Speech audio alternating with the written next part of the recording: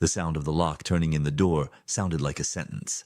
Emily stood in the driveway, the freezing November rain soaking through her thin coat. Clutching her leg tightly was the small hand of 3-year-old Leo, who was shivering from the cold. The door opened, but Jason didn't invite them inside. He stood in the doorway, perfectly dry in his expensive tailored suit, looking at them like dirt that needed to be washed off the sidewalk. Behind him, bathed in the warm light of the hallway, stood Jessica.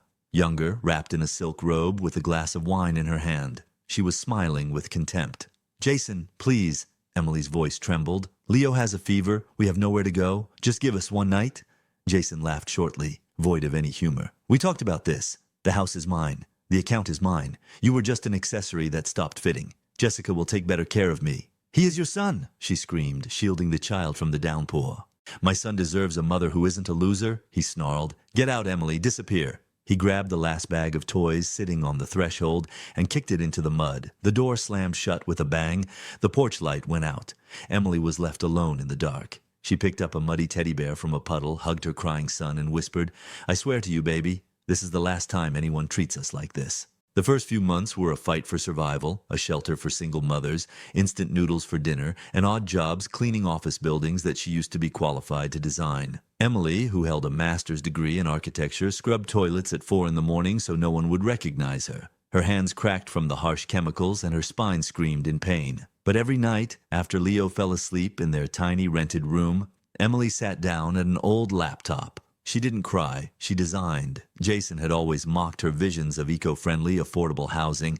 He called it nonsense. Now that nonsense was going to be her lifeline. For 2 years, she slept 3 hours a night. She skipped meals to pay for software licenses, until finally she sent her project, Green Havens, to a competition in Dubai. The day the email arrived, everything changed. Grand Prix, investor grant, $2 million. Emily didn't scream with joy. She simply slid down to the kitchen floor and took a deep breath for the first time in years.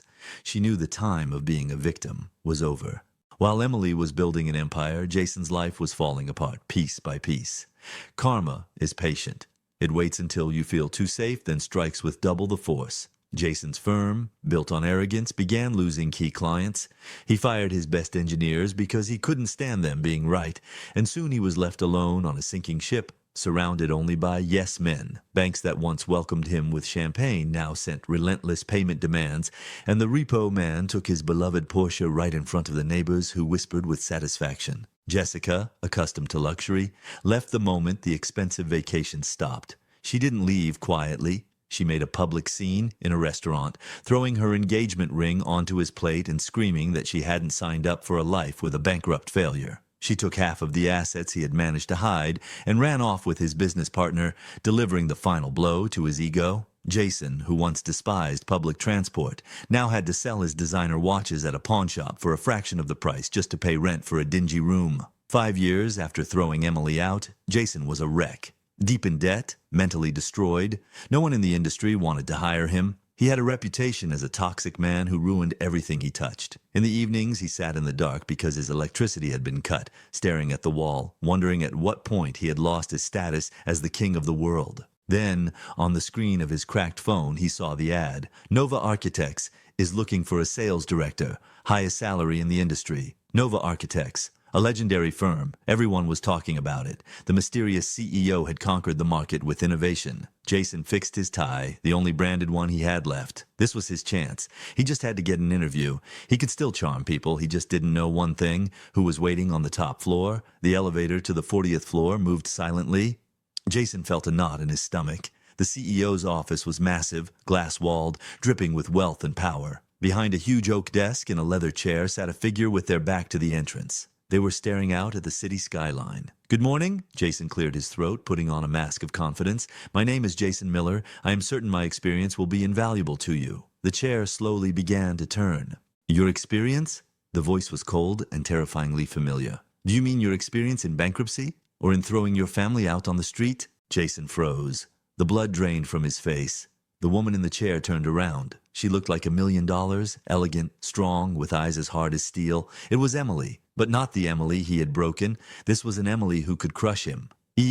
Emily? He stammered, taking a step back. "That's impossible. You were cleaning offices." Emily smiled. It was the smile of a predator. "Sit down, Jason." It was an order. Jason sat. His legs felt like jelly. What happened? She asked, toying with an expensive pen. Where is your Jessica? Where is your house? Where is your pride? Jason swallowed hard. His survival instinct suggested the worst possible solution: manipulation. Emily, apparently, I made mistakes, but look at us. Fate has brought us together again. Leo needs a father, and you need someone who knows this business. I can help you. We can rule this city together, like in the old days. Emily burst into a short, dry laugh. Like in the old days? She repeated.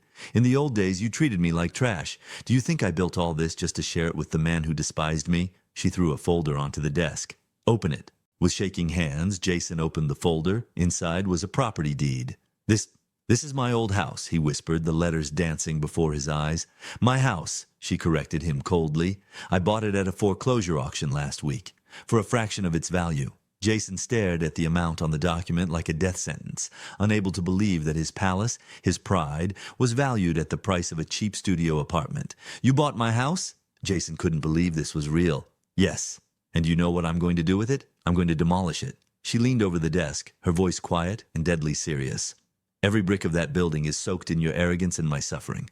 I will level it to the ground to wipe you off the map of this city once and for all. In its place, I will build a foundation for women who have to run away from men like you. Jason slid off the chair onto his knees. Literally, he fell onto the carpet in her office, clutching the edge of her desk like a drowning man grasping for a lifeline, his fingernails scratching the polished wood. Emily, I beg you. I have debts. They will kill me. I have nothing. Do it for Leo. Remember our vows? Remember how happy we were? We can fix this. I swear I've changed, he babbled, losing every shred of dignity as tears dripped onto his ruined suit. Emily stood up and walked over to him. She looked down at him, but without satisfaction. Only with pity. She didn't see the monster she used to fear, but a small, terrified man trying to buy a life with currency he no longer possessed. For Leo, my son doesn't even remember you, and it's better that way. She pressed the intercom button. Security, please escort this gentleman out of my office. Two massive men entered. They grabbed Jason by the arms and peeled him off the desk like a pesky insect.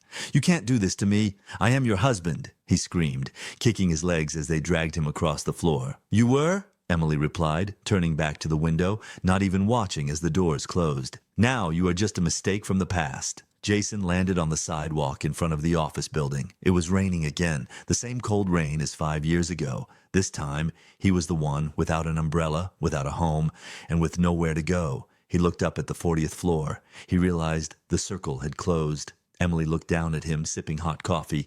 She reached for her phone. Hi, sweetie. Yes, I'm coming home. I ordered pizza. I love you. She turned off the light in the office. She put down the phone and felt the final weight lift from her heart. The sound of the downpour outside the window was no longer a symbol of despair. It had finally become the music of her victory. She knew the sun would rise tomorrow, shining only for her and her son, without the shadow of the past cast by the man who had just disappeared into the darkness of the street. Sometimes we have to lose the roof over our heads to see the stars. And those who pushed us down, they stay where they belong. In the mud they created themselves. If you felt satisfaction seeing justice finally catch up with those who deserve it, I have a huge favor to ask. Our big goal is to build a family of 1,000 subscribers. If this story moved you, click the subscribe button right now. It's one click for you, but for us, it's a chance to create more stories like this. Help us hit that 1,000 this week. And in the comments, write honestly. Did Emily do the right thing by destroying Jason completely, or should she have shown him mercy for the sake of their son? I'm very curious about your opinion. See you in the next story.